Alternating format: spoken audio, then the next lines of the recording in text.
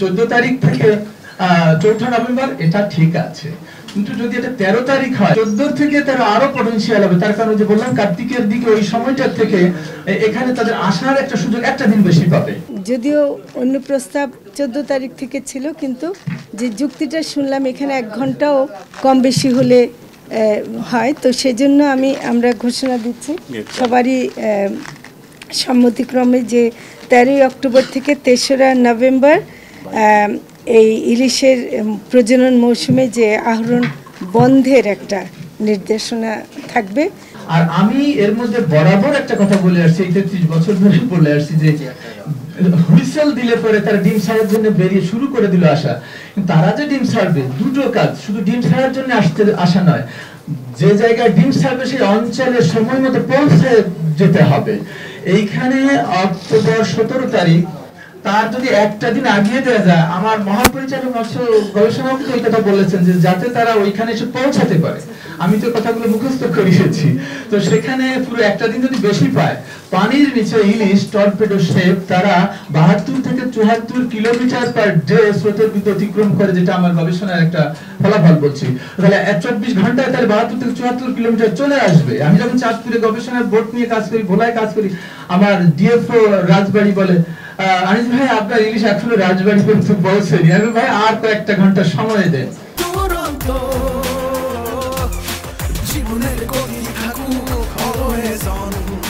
এতটা আলোচনা, এই কারণে আমি বলেছি 14 তারিখ থেকে 4 নভেম্বর এটা ঠিক আছে, কিন্তু যদি এটা 13 তারিখ হয়, ওই জন্যই কিন্তু আইনের ভাষা এখানে বলা আছে in consideration with all researchers and stakeholder, সব স্টেক হোল্ডার এখানে আছে। এই জন্যই আলোচনাটা, নাইলে তো ওইভাবে সেট করা দেওয়া হতো ওটাই হতো। আমরা রোবোটিক যাচ্ছি না, আমরা চন্দ্রের জিনিস, এই জন্য আমরা রোজা বা ঈদের ক্ষেত্রে এটা করা হয়। তো সেই কারণে 14 থেকে 13 আরো পটেনশিয়াল হবে। তার কারণ যে বললাম কার্তিকের দিকে ওই সময়টা থেকে এখানে তাদের আসার একটা সুযোগ একটা দিন বেশি পাবে।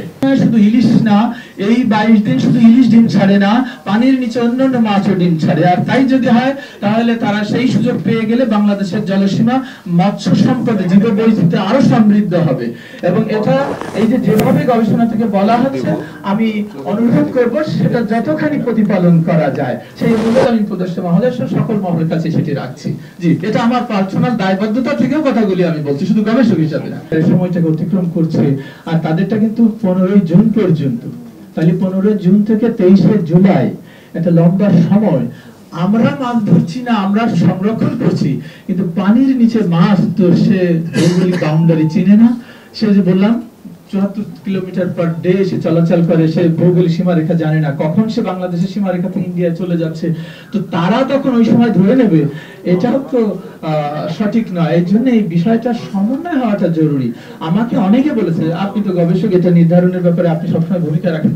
আমি বলেছি এই যেটা নির্ধারণ করা হয়েছে এটি খুবই গুরুত্বপূর্ণ, তবে ভারত তারা কয়েকটা দিন বাড়াইতে পারে, হ্যাঁ হতে পারে, আমাদের 65 দিনের থেকে আমরা হয়তো হার্ডলি 5 অর 8 ডেজ কমাইতে পারি, এটাকে সমন্বয় করার জন্য, যাতে ওই সময়টা ফাঁকা না থাকে। আমাদের জেলেরা মাছ ধরবে না আর তারা ধরে নিয়ে যাবে, এই জিনিসটা যাতে নিরসন হয়। এটি আরেকটা প্রসঙ্গ, এই জন্য স্যার এটা দরকার। Thank you sir. আসসালাম। 13 অক্টোবর থেকে 3রা নভেম্বর।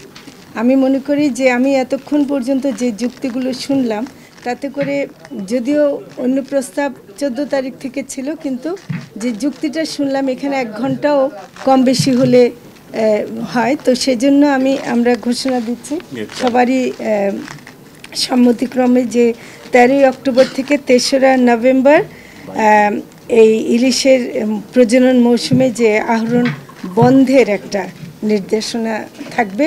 এবং এই সময় আমাদের যারা আইনশৃঙ্খলা রক্ষাকারী বাহিনী আছেন, নৌবাহিনী আছেন, আমাদের কোস্টগার্ড আছেন, আমাদের বিজিবিও আছে, এবং যারা যারা জড়িত, এবং এই সময় যেন কোথাও থেকে মাছ অন্য কেউ আহরণ না করতে পারে।